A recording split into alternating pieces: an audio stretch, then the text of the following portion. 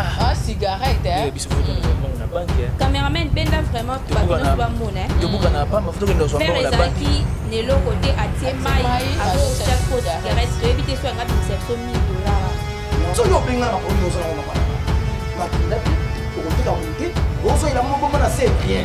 Go so na ko no, so na ko sa copia. Mbongo. E ko sa parete kana na famille na yo. Dans ma campagne yo pesa ba pasteur. Ba choix, au pays ba miracle. Premièrement prophétie, premièrement deuxièmement ça dit essence physique. On appelle ça pasteur na bébélé. Mais pour ça il faut l'enrober à parce que genre ma campagne yo commerce. Est-ce que on collabore avec na ba musicien? Les types de musiciens ont façonné le loba comme un peu de pesa manga.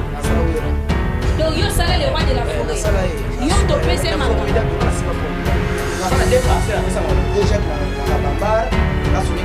C'est ça pour moi. Donc yo pesa Sonic a futa manga. Oui, mais que ba ko puno so ozo bi sa ko na pasteur so ba ba sinon ouais partager. Et moi ça dit major souvent les ambas que l'opinion on a ça. Pour là on a une condition. C'est que là souvent on va ça pas problème.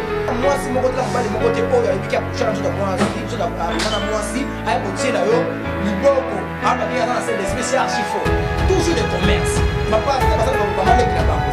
Parce que va never la banque, va never la banque tu dois pas la carte parce que pour dater. Mais parce qu'on passe rapidement ba condition.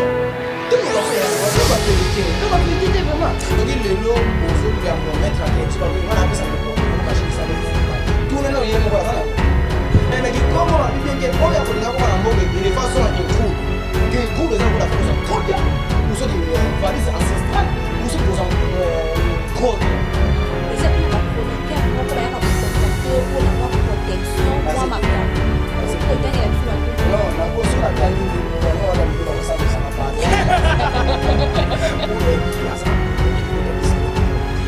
Aí para sempre.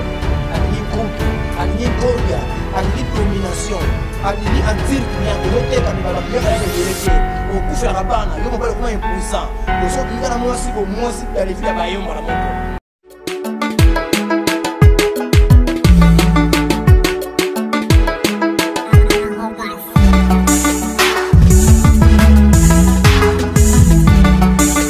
Et voilà, chers internautes, à travers le monde, salut et bienvenue sur les 3 organes représentés ici tout au long de cette émission où nous allons parler de beaucoup de choses autour de la vie spirituelle, autour des aspects spirituels. Et voilà pourquoi nous nous sommes pointés à l'horizon pour mettre des choses claires et nettes. Il est vrai qu'à un certain niveau, il y a eu la prolifération, il y a eu la multiplication de maîtres spirituels. Mais chers internautes, de 3 chaînes représentées ici. Là, je fais allusion à Elengi Yakin Télévision, je fais allusion à Eden Congo Télévision et de même aussi avec Nyota Officiel Télévision. Nous allons brosser beaucoup de choses tout au long de cette émission parce que ça sera bel et bien co-animé avec mes 2 concerts de Steam. Je fais allusion à Eden et à Rosie Kawaya. C'est là où vous allez retrouver, bien entendu, cette émission parce que nous recevons quelqu'un qui est très spécial dans le monde spirituel. Encore une fois de plus, je vous demande la main sur le cœur de développer la culture, de partager cette émission et en tout cas vraiment de laisser vos empreintes de commentaires et il s'agit d'appeler pour encore une fois de plus d'approfondir des choses. Je pense bien que ça nous fera énormément plaisir. À ma droite, j'ai Eden. Elle est la représentatrice, bien entendu, de Eden Congo Télévision. Et à ma gauche, après l'invité, c'est bel et bien celle qu'on appelle Rosie Kawaya, lettre K de la presse. Elle est la représentatrice, bien entendu, de Nyota Officiel Télévision. Mais je commence d'abord par Eden, qui est bel et bien à ma droite, à qui je dis bonjour Eden. Bonjour Ben Mavembo, bonjour à tous les internautes, ainsi qu'à mes abonnés fidèles Eden Congo Télévision. En tout cas, nous sommes là, nous sommes ensemble pour débattre un sujet concernant les maîtres spirituels ou comme les longs et comment je peux dire comme les longs tout le monde mais moi pas non non il faut dénoncer bango so baya ka ma buiwana ya lokuta bato bebisanisa bango. Voilà, c'est pour cela to se réunir 3 organes de la presse toza awa toza na nyota officiel Eden Congo Télévision ou ngamoko na zawana Eden Ngali, autrement dit Palace, la cadette de la presse congolaise, toza na Elengi, il y a Kin Télévision, Ben Mavembo et moi représentant wana. Alors vous a toujours branché scotché na ba 3 chaînes parce que awa meilleur ezakaka négativité za la raté brozablo au moins ya malam surtout tozobeta cité na ba commentaire boti que la biso ba commentaire na bino et on sabe tellement bien makasi. Vous continuez toujours à vous abonner na Eden Congo Télévision, vous avez vraiment déçu parce que mission Oyo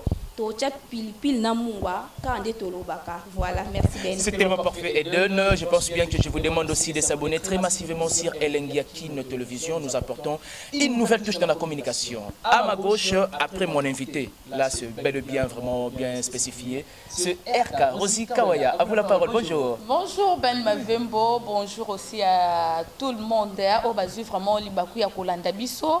En fait, Kosangana Boye, ils ont facilité par rapport que l'émission a beau épée salama mingi te mais biso tozu vraiment initiative oyo tozo salango nazo senga vraiment na batu nyonso o bazu vraiment libaku ya kolanda biso ba s'abonner na 3 chaînes oyo ceux qui ont abonné te ba liker ba partager pe ba commenter parce que a to ça ba aventure te tozo solo là vraiment ba vérité parce que to moni ba maître spirituel ba bimi vraiment ebelé tozo ebate nani azolo ba vérité nani azolo ba faux donc yango tozo meka un peu qu'on développer par rapport il y a bah, maître spirituel tous a invité na biswa il y a des vraiment to betani ma solo vraiment merci beaucoup. Et voilà, merci beaucoup à toi Rosie Kawaya, comme nous l'avons déjà dit au clair. Donc on reçoit pour vous un maître spirituel.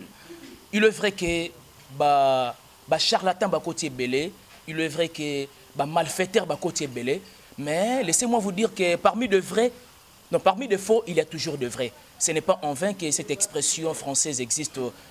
L'exception fait la règle, l'exception confirme la règle. Je vous dis, chers internautes, les abonnés des 3 chaînes représentées ici, l'invité déjà sur ces grands plateaux où nous allons parler de beaucoup de choses. Il s'agit de Maître Abdoul Massiala, à qui je dis bonjour Maître. Ouais, bonjour grand journaliste. Bonne santé. Par la grâce de Dieu qui m'est allé. Ozobanga 3 organes quand même pour tout ce yo parce que tout ça li constant que moi ba malfaiteur ba koti moi mingi na domaine na bino. Monini ba malfaiteur.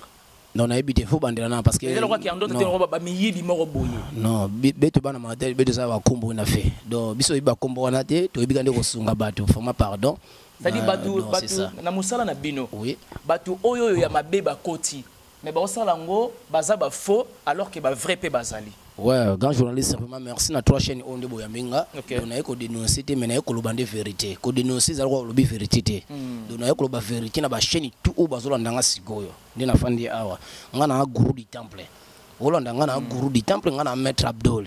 Donc ya mabe soki na yebi na olenga nzambe ndalimbisanga mais ya malamu ndi tozolo parce que tozana nation peuple congolais quand on dit le peuple congolais va souffrir makas le temps on a yeboye na ekolobela nde bolamu na ekolobela tina ba o ba chantage non parce que natana fois maintenant l'église ba chantage peut bazali il est de vrai et de faux télévision malamu peut ezali le couta peut ezali donc c'est ça nazolo ba o itadi Abdoul le guru du temple. Excusez-nous, moi, Maloba Mouké, Maître Abdoul, tu viens de nous dire que la population est en souffrir. Souffrance, il y a population. Contribution, on est en Inakat. Non, contribution, on est en Bolam. Parce que nous avons sali mokila, sali Bolam. Nous avons sali divinité, mokila, sali Bibale, sali mon peuple, sali Bazamba, sali Banyama, sali Nabisobatu. Osomonango de nyonso ila ksankembo ya nzambe osolanda do itekinga nazali être humain na kati ya mokili masumu oyo tout le temps oyo akozala pembeni nga o atali mwana ya Adamu ezanga na yo osolanda do soki na ana mayele moko ya kosunga mwana Adamu fona kosunga na nso nanga nzambe ozo tangela biso za Jésus Christ oyo akufela biso na ikulusu bien nzambe oyo pratikaka Jésus azali nzambe te azali wa yoka parce que Jésus abotaki atikibana atika ba famille ba noko bazali ba tanti bazali nzambe ona oloba o azali le miséricordieux o ya mona na timito akwara na ye o ya sala Lucifer o ya sala ba démon o ya pesa pouvoir et pas ya roi Salomon yende nzambe Donc, on reconnaître que tu as un grand moment. Yesu te Nzambe ya solo. Nzambe ya solo nde ono alobela. Yesu azali na bana ba Israël bazali. Bana Yesu azana bana. Mais Yesu azana bana. Azana bana. Yesu atiki bana, atiki bakoko, atiki bantekodolo, do Yesu atiki bana. Yesu abotaki na mwana mwasi na yako koche mafuta.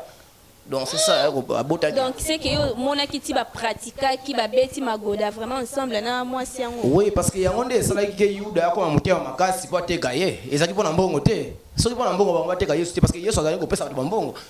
Kasi loko ne seki baba Yesu na likulusu kasi ezaki par rapport ni nde mona mwasi na Yuda bana ko mfiaka ye. Ye fiki aninga Yuda te Yuda azaki mo mbale malamu te nde akono mfie Yesu. Mais excusez-moi, quand tu as un peu de distraction. Distraction, on a la vérité. Vraiment, parce que quand on parle de Dieu, on est invisible. C'est-à-dire que yo pratique notre père. Tant on va pas les coups, on va bien Nzambi Yesu. Et là, on est au ticket bis na monter to kosambela la commune avec notre père. Na kata notre père a tia kombo na été na invocation na été. Avec bien le Dieu de miséricordieux. Osolandaka alobaki kombo ya Nzambe alobaki peteke bokumbemela ngai te. Quand on dit le christianisme tango ye et ye na ba soi-disant ya batu Jean o baba ba isaka na l'époque ya Yesu. Et yango yo na christianisme et Yesu la. Mais o Yesu yemo alobi ke bogo kumisa ngate take ngana azali musumuki. O Yesu yemo mbenga maka musumuki parce que akufela ki biso ni akufela na biso. Maman journaliste akufela ka biso te. Akufela ki banani. Akufela ki mutu te. Ezali par rapport à quoi? Yesu eloko esalaki mpo bateka ye ezali mpona mwasi ntango Yesu ake na azwi Jean Baptiste ake kobatize ye bato bamonike ndenge nini mutu oyo aye na Saint Esprit etaki biso okuma balanzama bikeko esalaki mwa bien te na nation na bango nde baye koteka ye ozolanda koteka batekaki ye ezali mpo bapondi boye azali Messie te non parce que avant Jésus ezali na prophète Mohammed sallallahu alayhi wa sallam bayaka ezali ba Eli ezali ba prophète ebele avant Yesu nono aya histoire ya Yesu ezali suka ya makambo ba mawe ba leki ba ngone ba leki e komenge na suka na ye apaki mbango ta atango Yesu aki apaki mbango yake na biso batu mwindo do Yesu azali kola messager mo ba opesa biso ndabisa ya Nzambe guide spirituel mais Yesu azali Nzambe te parce que yemo ba lobina no bien que mutu moko ta bota na vager ya mwasi ko alobaki akumisa koma Nzambe non parce que biso za ba sumuki mais divinité ya pouvoir ya ancestral c'est différent. Kondima ya yo gambo te ben na kondima ya grande sœur na kondima grande sœur c'est différent do so yo ndo na kondima ebele ba ko bengo lokolo yo za i Messia ba tata wonda pe mona ba mata me kondima zeki muke ba kweki osomona ngo do Nzambe nda za de Dieu tout puissant et le miséricordieux yeto benga Nzambe ya mawa ya rahma quand on dit rahma Nzambe mawa donc oyo croire do Nzambe ya mawa o asala pema ko ya guru du temple na mi chopo ya kati yani oyo croire oui yemo ko Lucifer alobi bien que Lucifer alobi bien que ya Allah Nzambe pesa na makasa bebisa bana ya Adamu abebisa lisanga na yo akoti ekobo akoti ndumba akoti mbongo na kati parce que Nzambe ayebi mbongo te Nzambe mbongo te est-ce qu'on dit Bible le bac était c'est-à-dire l'or et l'argent appartiennent à Dieu mais dans mon mbongo eko salema Lucifer azui empreinte spirituelle parce que yemo Yesu est-ce que Yesu sima mbongo est-ce que Yesu me bataka billet pena boye c'est archi fort eza science mindele elibiso kombo ya Yesu to gumbe melande Nzambe mukoko fumu mbango vangi nzulu vangi ntoto. Ce qui est la science, est-ce que vous pouvez exister? Existence na yo na ba famille na ba no ngezala. N'existe pas déjà avant Jésus-Christ de Nazareth. Non. Pourquoi? Tant ami ya Yesu zo pema na ami ya papa na ye na maman na Adam na Ève. Tant existe avec déjà, ça il n'a plus existé déjà parce que Adam na Ève, parce que ba premier être humain. Ozonda. Ba premier être ba on pena parce que ba suka. Donc tant ba Lucifer ba ye, Lucifer c'est le premier ange ya Nzambe. Avant ça, Saint Michel Archange, avant ça, Saint Michel Gabriel, avant ça, Ursurus. Harry Potter, Ursurus, le seigneur de protection, le seigneur de guerre. Avant, on se bat clairement. Nzambe c'est qu'il a déjà dans la Ève. Au fond, nous sommes dans la Bible. Et ils allaient dans le côté mindele, soit disant Matthieu, soit disant Pascal, soit disant interne. Mais il faut que nous soyons natifs. Parce que nous avons un bon côté, nous avons un bon lingo, na sagesse. Na ko sunga ba ko basa babola na bimu wana osana ko pesa bende ko lami pe mwamba ali mais Nzambe ate osana mbongo te Nzambe ba mbongo te mbongo ezali muntu ayena ngozali Lucifer Nzambe Lucifer lobe ya Allah zo Nzambe pesa na makasi ko pesa bana da Nzambe alobeli ke ni na pesa makasi abisile pesa na makasi ko pesa bana so da babisite sauf que zo ami et le molimbo bebisa nso to nyonso abisa bayamba na ko créer loko nyonso oyo etandiki na pe musabana ya Adam lelo yango tozomona mais nzamba asalaki nete wana ozoluba wana eza na bible oyo utilisaka de testament biloko nyonso ezali na ancien testament ba bouleverser yango ba renverser yango parce que pourquoi christianisme ya Rome ndi okosa biso Congo. C'est tellement parfait. J'aimerais bien donner la parole aussi à Rosie Kawaya, quand même, de s'adresser à Maître par rapport à Abdul Zoloba. En tout cas, ça fait peur. Hein? Par rapport à Marambo Zoloba, Maître Abdul, namoni mingi Zoloba pe ba terme ya arabe. Donc yo au croire na islam, au croire na christianisme était. Non, islam ezali ndakisa solo.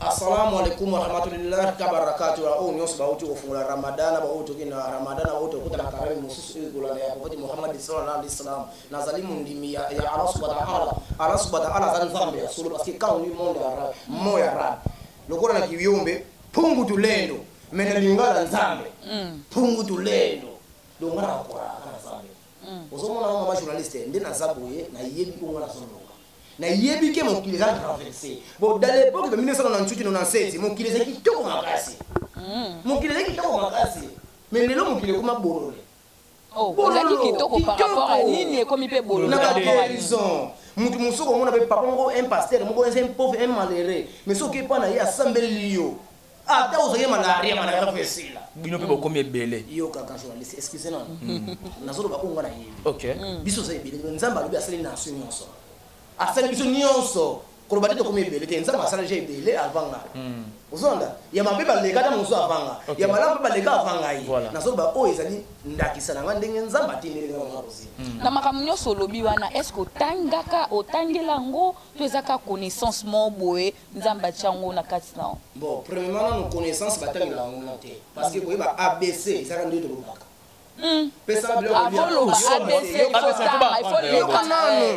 Pour apprendre ABC, ils allaient pour nous mais il y a pas bien que alphabet français ça nous connaît bien. Comment ça explique toi? Pesa mafuta. Quand on commence mafuta. Mais ABC alphabet ça dit mafuta c'est F. Avant comment mafuta il faut F, mais tu apprendre ce mindele. Mais comment j'ai alphabet français ça nous tout na biso. On ça qui doit wenti. Ba mo wana ba mo lettre wana ezana kati ya alphabet na kati biso lo bango déjà alphabet français fa mindele basala ngo asala ngo déjà quand on les micro avant oui ba yo wana micro poko ma micro kasi za kombo na micho micro comment aussi god kasi kande ko komla kando ba kande ko komela mais avant oui ba on a ça il faut ba déjà na comment resangisa au M na A et ça moi je sais avec beaucoup de respect je vous vois nakokoma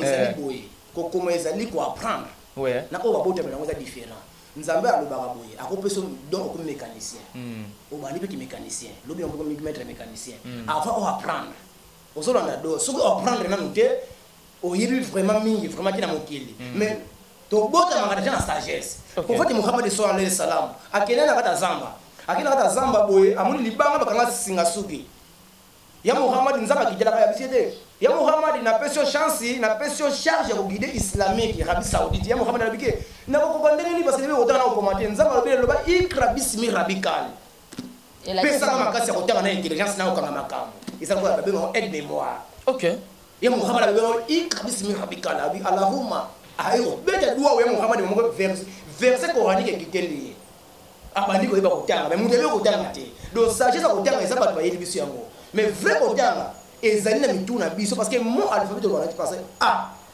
bikamu ah tikanga na monoko limaka to ko apprendre kona okoma osomona mo seki apa alphabet za seki monoko biso existaka déjà donc mundele ko apprendre kama loba na biso ko tona alphabet français il faut ko mundele aza moyibi mundele a manipuler peuple osomona mo parce que na kala ba ko ko tona okoma te bilamba za kité mafuta za kité nyoso za kité mundele nde ayo tromper peuple congolais netinga sagesse nanga zile ko botama parce que pourquoi na muta nation na sunga nation na garant ça on m'a bébé bisanga vraiment maître qu'est-ce qui prouve que yo sala musala de vrai par rapport à charlatan belé ba continue boulot na bino grand journaliste merci vraiment on a le bas moni quand on dit les charlatans na ko ndima vraiment té parce que les lo vraiment na zo côté na ba charlatan nandeni excusez-moi c'est que vous êtes charlatan yo ka grand journaliste yo ka nano ba charlatan on a l'église à la Congo batondi awa on a bango te ba maître spirituel quand on dit les maîtres spirituels so de la seigneur ta musu mama et seigneur ta musu ma bougie to sa musala yo ta yo monika wa so la mengo pesa $50 ta musu ko sanga yango benga ba charlatan est-ce que un charlatan a ko sa pour na $50 pour na $100 non il est batu musu ba teka mapango na richesse awa bazali ba teka mapango me pasteur ba pesa mbongo na sambelo yango mais ba so solution te to ba bien ke ba o ba ko bala bango ko sa makambo ngote ko lo ba teke les charlatans non parce que le monde des esprits il y en a pas de charlatans bazate. Quand on dit le monde des esprits, ça les a niveau par niveau. On va à la TV, on va mettre des spirituels. Faut que nous avons un wapi. Mais c'est pour nous Abdul. Et ça nous sommes au bas. Péka ndenge moko, kenda ndenge. Oui. Maman journaliste, excusez. On a un mouali. On a un tangi Coran. La soirée deuxième verset à Bakar. On a deuxième verset à Bakar. On va musulman. Assalamu alaikum bazulantanga. On a Abdul ndina saboye. Musala moko te on a sala fina ngishita. Loba ko boma muntu na ko teka moto. Mais o etali guérison, o etali maladie. O etali ko sunga peuple congolais nanga na mystère nanga na tabernacle. Ngana na kata tabernacle. Ngana kata makilate na loge mo te ko muntu mo ngana na kankar. Ngana na rose croix, ngana na flamme non. Nzamba lobi bieke yo mona Adam ko sangsa na ke la muté. Mais bozaka ndenge moko. Maman, non to ndenge moko te parce que ngana na tabernacle pour défendre les forces du mal. Au monde septi nanga.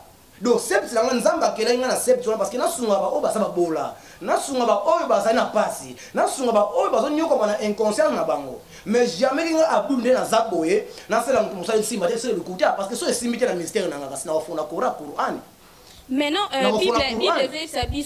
Bible biso a invoqué le nom et je vous répondrai ce que bino invocation na bino eza ya ko multiplier ba mbongo ba biloko ko bimisa. Est-ce que wana eza dit na mutu amibenga mi mwana nzambe o amibenga mi que ye azali dirigé par ye moko tata na biso akela biso. Bon merci maman je c'est premier mutu ba banda makambo za ba prophète ebele ba banda makambo ba rasa mu ba salango ba Jésus Isa bili mare ba multiplier ba mbongo ba multiplier ba maye bima vino ba belo ba sembo ba mapa ebima do makambo e banda ba prophète na biso. Mon multiplication, les amis n'ont pas dit que ce que c'est mon spectacle, donc on peut ça mais les amis qui vont nous avoir un danger. Les gens qui mort, mon Congo na biso awa, à travailler, mais jamais comme mort avec ceux qui n'a coupe mondial. Mais pas du tout, parce qu'on a un des solutions. Vous savez, na biso ba jeune, mon tinga na mon keboy. Na sana na bongo, mon sol galaté, ah tika le kuta bongo sa Congo. Na ko bongo sa Congo ndenge parce que pour qu'on zamba selinga pouvoir, mon côté mon sopana sunga ba o ba ça ba difficulté. Neti nga dona ngeza ko sunga ba wana ba difficulté o bana kate o bota kate o sa ba difficulté moko ezali divini de o c'est incurable et si na kate yango ne pour ça parce que pourquoi nzamba lobi na connaissance o ngana pesi bino bana ya Adamu moko la suka mundu kiyama sa moko la suka to le kata surati mustaqim eza ko la singa suki nzamba ko loba bien ke na pesa ka bino connaissance divinité o sunga nani pe o sala nini o moni o so bino na mokili na Congo awa eza ko archifo mutu ayebi maître suprême eza nzambe parce que les choses sont dans baso na mutu akina mutu azana baso akina église na mutu ayebi pana Abdul na sungina zana bolama mutu aki église akoluka penza belela komba Jésus Christ mais yo ko pratiquango est-ce que eko démérer toujours pratique wana bon excusez maman nanga ba o base bana base bele bazana ba église lo baso mabala te baso bota te baso bala te ba pasteur bazana bango moko na bato bakisi bango moko nanu so mundi be côté l'église ne ko to bala pesote ko ba ya pa na bino ba pasteur mais kasi non na yama pasteur ebele menga so yama parce que pour nzamba lo bible na kata Coran so ko sali sumu mbala moko deuxième fois troisième fois ko sala sauter osomona ngo na pesa pasteur makambo ebele mais troisième fois na ko pesa parce que pourquoi ba komisa ko commerce genre makambo nino yo pesa ba pasteur ba mouchoir coopérer ba miracle. Premièrement, prophétie. Premièrement, dans deuxième ezali essence physique. Profession pesa bango wana ezali ya le côté ou so tezama ba prophétie ya prophétie ba pesa ngo mu. Voilà. Ezali prophétie. Parce que vrai prophétie li loba nzambe quand même.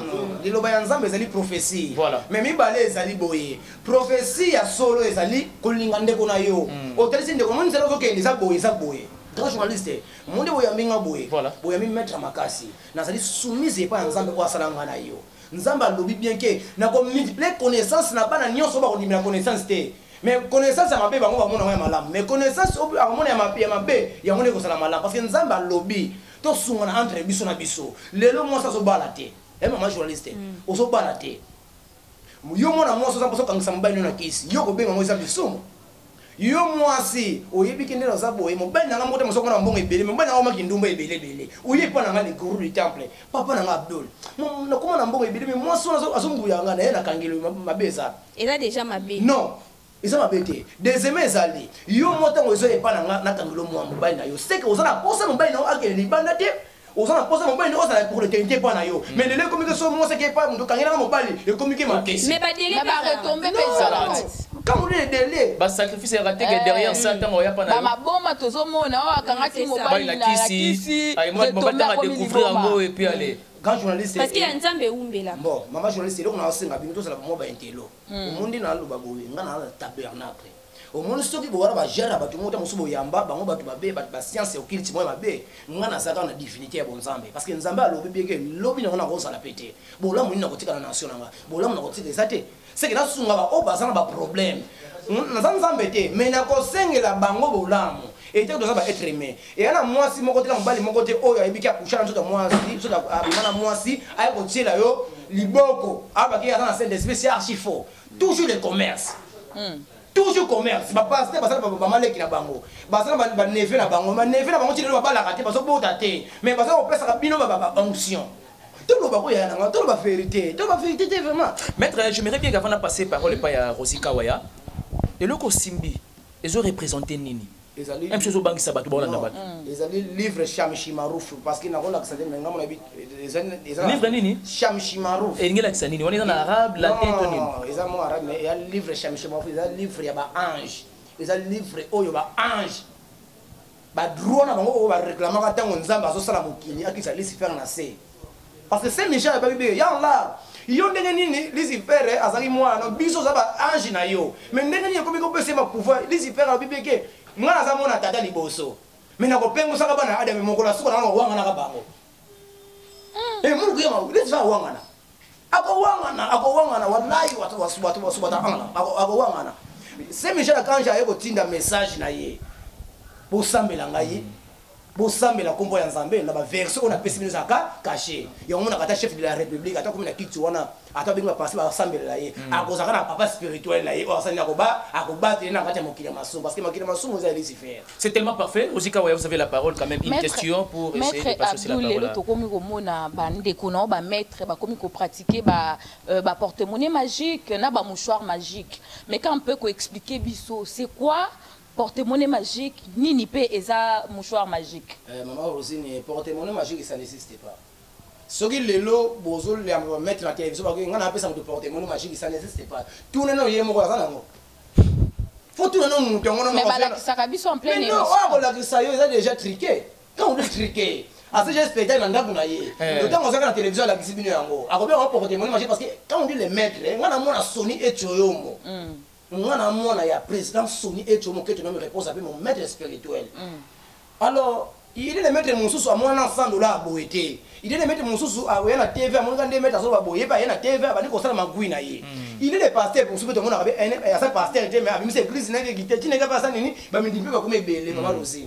Donc c'est ça, le vieux ça bongo. Muta ya on appelle ça mudukisi, on appelle ça portefeuille du Kouta. On appelle portefeuille du bonheur, c'est combo mindele.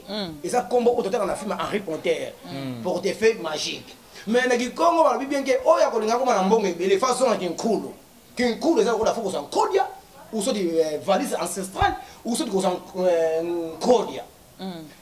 Biloko ba Congo ya moi parce que ko mu Congo aza muto bandundu aza mu Swahili aza mu Luba aza mu Congo wala ba Congo parce que dans ma belge ba mboka ba ba ngo de wa mu Luba côté to zaka même nation vous comprenez yango mouchoir magique kasi ça n'existe pas de autre personne va pas porte-monnaie magique ça n'existe pas ça n'existe pas mouchoir PO que ni n'existe pas na bien soki mouchoir ezo exister na kosa mouchoir na ngabo na lobi kombo ya démon moko bo ko sa spectacle na coach na ta mouchoir yeta ngo beta ba mouchoir des manipulation des esprits. OK osomo na ngoza manipulation donc au triquer esprit donc na triquer na espace na nega boye quand on dit le portefeuille magique ça ça ça na ngo kasi yimo na kona espace ka portefeuille magique ya Oh, kasi bayaka écran parfois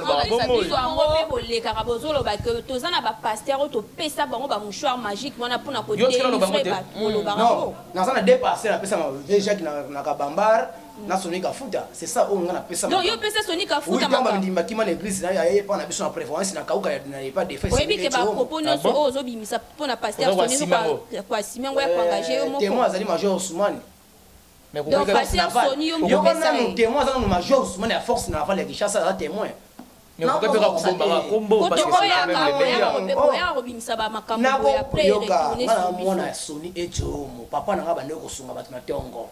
Muni gidi wana ngana ta tabernacle ngana kimakate ngana ta tabernacle na sunga ngaba obala batu na nation nga na ba oba kofinga nga na ba oba kondemelanga mais nzamba lobi bien muto mayela yokaka osonda ayoka kayeba nini akosala mais zoba ko réagir mbala moko voilà yango demona ba commentaire na bino muto mosa yebi ni Abdul te ba ko finga ni ka Abdul osomona ngo mais nana question moko boye mais non nana question moko quoi dans il faut bien mettre Abdul numéro dans le plus de 143 89 71 42 027 plus de 143 89 71 42 027 so yo benga na problème ozo na mama nanga makilate okoteka mulité ozo ila mo bomana c'est rien ozo la bon non so bosa podia mbongo et ko ça paraît que na famille na yo makilate elo moko te maintenant outi koloba que ba mouchoir wana ko kozwa kombo ya demo moko invoquer na kati siko déjà yo invoquera kombo ya demo wana opesi pa pasteur yo lobi ale pasteur wana zui abeti na elonga mondimi demo wana asala musala ni na kati ya nzoto mondimi wana excusez nanu tango yemo nanu pasteur asolo bana je obtenir la chance qui me désire mais toutes mes volontés je t'invoque grand maître de Jésus-Christ de Nazareth le maître suprême na mitema ba ko bi ni balobaka yo na pasteur il soulève danger mpebe kaka pasteur bazo pangose mutu abo tongo benda bino bino bato boso boso ko esa batasima makoyaka mais non yo mona soda na kata église na ba bébé so na ba soda ko na église non c'est intéressé le kolobela parce que soda ko na église yango to tuni demo wana musala na ezakani na kati ya nzoto ba non c'est très intéressant bana basi bazo ko liboso capitaine azaki wana capitaine azaki wana liboso bazo ko ya te mais ko c'est ça ka basi kaka ya manipulation ya manipulation moni ko manipuler ame moto koya akoyi telema lo bama kamosa ki lobi non mais ça la misu Saint-Esprit et simbara banwa et toucher yena makambo Saint-Esprit c'est adoration muta musique beta na église ba chéri de kule monte mata ka les fidi onuka sanga be oyo sala kina kala bonu ko lela mais tout le monde a ngona ka de l'église mais on suit ka monde des esprits c'est différent na biso bato mais tu so epana ba chéri kule matote na ko biso kama ya pamba mama moni mai oyo kende ko chona puta pasi puta ça so za muta sike wa muta diabete wa posa bolingo nyoko la kayo kasi kana mai wana parce que nzamba lobi na sali 18 bale mais na 18 bale wana na suka te ça na evangelité osomona ngoma journaliste il faut comprendre bien que na mokili awa na mokili masumu yana muntu moko te na Saint-Esprit moi je vous dis la vérité parce que nzamba lobi mulu kiyama mokola suka esa nzamba ko akosala hakma asa nzamba donc nde na bato bakinda kozwa baptême bakinda ko baptiser bango bazana ba Saint-Esprit mais yemo kono pasteur so baptiser mutu mindimi ne ba na ba liete mais yeko na zona maleja danger ko pesa mutu baptême bandana na yeme été il faut être baptisé nzamba pesa baptême té to moni ngo pa ya bato ala podi mukama de son les sana sa abatisa biso té c'est lo ba Jean yemo ko jeta ba bonga Yesu akimaki Baptiste yemo na kimaki mais quand je pense luka entourage ya Yesu baboma bango bango so benda nazo niamuka maître spirituel ozana bato et da kotengel biso ba deux pasteurs ezo ko engager kaka yo moko c'est ça OK merci alors na monde na biso ya ba chroniqueur chroniqueuse eza pina ba chroniqueur moko ba yaka ko contacter pour na moi protection moi makam Vous avez la psou bakombo. Non, na ko so na tangi banga bata medi ba osambusanga pardon. Maître, donc question de épargner ngo, mais on peut des mots parce que on a ba poison. Na loba émission na sala ba ba ndeko nyonso boza ba chroniqueuse. Boye ba ngobeta bosa ba émission. Esa ba musu ba linga bino te. Voilà. Lelo koma liwe ekote la bino. Voilà. Soki yo ndeko za makasi te, ba liwe ekote ibili. Yango mona avant ba bana kufa. Yo déjà na lobaka ngo déjà ça d'après avant ba dieni ba kufa odiena yambanga na muteli boso yambanga na imisi sediani muteli boso yambanga pona ibana na kele sediani wa kufa ka azana kauka avant kimangiste uzonda na lobaka ngo bien que mutu nyonso oyo azana media yana mutu nyonso alaka étouffé ye atire comme mabe parce que akufane kaka mais azone bénéfice té mais nzamba lobby oyo azana protection ya bukoko va mettre les ouais. Maître, lentement ici, comme vraiment au terme de cette émission, mais j'aimerais bien que vous expliquiez en paix des mots, spécificité, ma particularité dans Eza Nini en tant que maître spirituel. Nga problème na ezali boye na oba nation nga na ye pona ba polémique té parce que mon sala nzamba sala ka polémique té mon sala nzamba tigila ka ba oba sala polémique ba za na polémique mon sala nzamba oui parce que nga na mon sala nzamba pasteur bino mona ka bango débat ba sala diable donc biso ne ba sala nzamba solo oui biso ne ba sala diable té biso ba sala opinion na yo allez non opinion na maté ça opinion na maté ka journaliste mo ni ba pe na bino on va journaliste à ça savoir journaliste à cause de la sobate journaliste va comprendre que nini oyo invité na zoloba au moins lelo on a problème soki ozoka mukanda te okena na mambasa ba refura ko opesa mukanda mais na opesa mukanda ba ko opesa mukanda te ba ko sala yo droit o ezo reconnaître chance na yo ozobala te ozobota te yo mobali ozobota te moso ozobota te ozolanda ozakana problème bolingo ka problème bolingo ya on faire souffrir mais ozana bomenga noto nzambe apesa na mokili ozana ba difficulté mo mike yeba mo bien que il est des mots mususu bazana mpepe il est des mots mususu bazana pote bandako na biso ezaba des mots mususu bazana bandako to ko futela yeba des mots mususu bazana ba payer mususu bazana ba collaboration ba des mots mususu donc ndena za boye posa do nga posa nga ezali boye na ba onu bazali bandeko na bazolanda nga oyo ebiki asana problème ko telle spiritualité ayebi ka posa ya mbongo alingi nkutu alingi nkodia alingi domination alingi antir client ozoteka mibala client ba rebelle te okufela bana yo mobile comme impuissant le so bimika na mwasi dans les villes ba yomba la moko le biloko tout wana na se hotel mele yango etaki to sana mukila masomo mais mulu ki yema nzamba lobi akuzala rakma moni rakma za kwa mawa nzamba ko bakito tsa lumbo biseno so nangana yo biseno so lumbo nzamba ko samisa na télévision mais tant qu'on a entendu à ressemble ça la biso à mon avis c'est le masomo après la souvent à la rakma ya Allah ya Rabbi akolela tant on là on va ça va tika la sala na mususu soki bola mon asenga pas ensemble mais au Congo c'est ça na kumisama parce que tout le monde doit basumoki yonde ko mobali okosama okena ba Nigeria okosama ezate ko ba boso okosama ba mutu moko ta mutu no na oya yebi connaissance spirituelle à resonner mais na o muso yebi connaissance te okomona ka bako passer mbo est-ce na mbo yo yeba mutu apeso mbo ko se masoko wa biso biso descendre la de office ikomi likutia est-ce ya somme ça la mutu biloko ya musala comme iloko ko kina hôpital novalgie examen radio c'est ça le monde des esprits mais non ba mbongo oyo pesa ka batu edara batu yo zwa kango wa la carte banque centrale du monde invisible ya mboka na ngai moko non moko na yo iko zo nombre d'habitants mon président Fati pèse sur mikanda par le papa papa sur mikanda mon président Fati ça na kwa ça sur la personne na point parce qu'on a mis ça personne à mettre nos autorisations on prouver que zo attends le mot moi démonstration avant de continuer la démonstration maître est-ce que collabore avec les musiciens? Oui, na sala musicien. Ndeti ba musicien ni oyo façonna lelo ba comment peut opesa makamba. Na sala wera. Donc yo sala le roi de la forêt. Na sala ye. Yo to pesa makamba. Formidable, ngana sima formidable. Na biti ngana bandaka été. Dynastie peut faire autre biba. Ah, vous collaborez na été. Faire za muyombe, aza pungu na maboma. Ah. Mais faire za muyombe ten faire za muteke. Ibraton puis on ce n'est pas sorcier au bima awa ali ko zape pire na ye na lobi boya ke wana za misien ngani ngala mingi parce que conseil basa ba tumo ko boso azo yemba o na teko sa kindumba te o na teko sa mabete le basa ba tumo ba conseil na bi faire ça muyombe le so mi sa mutete la muteke ya muzu papa na ye mais maman na ye do yebi za muyombe na bonga ndako na motu ba bande ko na bino ba ya Congo Central tu ba yo bande ko siko olobi faire ya sala ni faire gola sala maître du temple tika wana maître du temple ah bon wana maître du temple wana seigneur ya temple bil ki ton maître du temple j'étais maître du temple abi maître Abdul we ranso wana simba ke sozo ko yoko Obama Abdul yoko Ronaldinho c'est moi na nzemba igi malongi mais non et ça la bino comment ye mo kono azaki mona echomo na temple na biso ye azamona choisir matata voilà osonda il y a ko ko de milité mbongo azana ngoni yoso za musique na ete za mbongo bolo au monte ke bino pe boza ba confiance te parce que ce que c'est la mutu mo lo comment on va koloba non bigi to na sali na bongo ya ngantima ya nzemba yemba ko ya moi simbo sur le mettre Abdul le gourou mettre Abdul dit d'abord c'est moi et denda basaba simbango le gourou mettre Abdul c'est ça na pesa jema yango na lobi pourquoi vous garder en te faut ko ya ko exposer mais non ya za star ce que lobele tena na lobela yi ngati ngana metre ngana star te na za musali nzambe ifuna la muntu na sunga so muntu muso yibi contact na ye abaye pa na ngako benga na Blikington est-ce que il met à bulle. Maître Abdul, c'est tellement parfait. Je pense que nous sommes pratiquement à la fin de cet échange avec toi. On a 3 organes qui représentés à Wawa. Je fais allusion à Eden Congo Télévision, Elengi Akin Télévision et y compris aussi Nyota Officiel Télévision. Maître Abdul, encore une fois de plus, passe un numéro nayo et puis nous allons chuter complètement.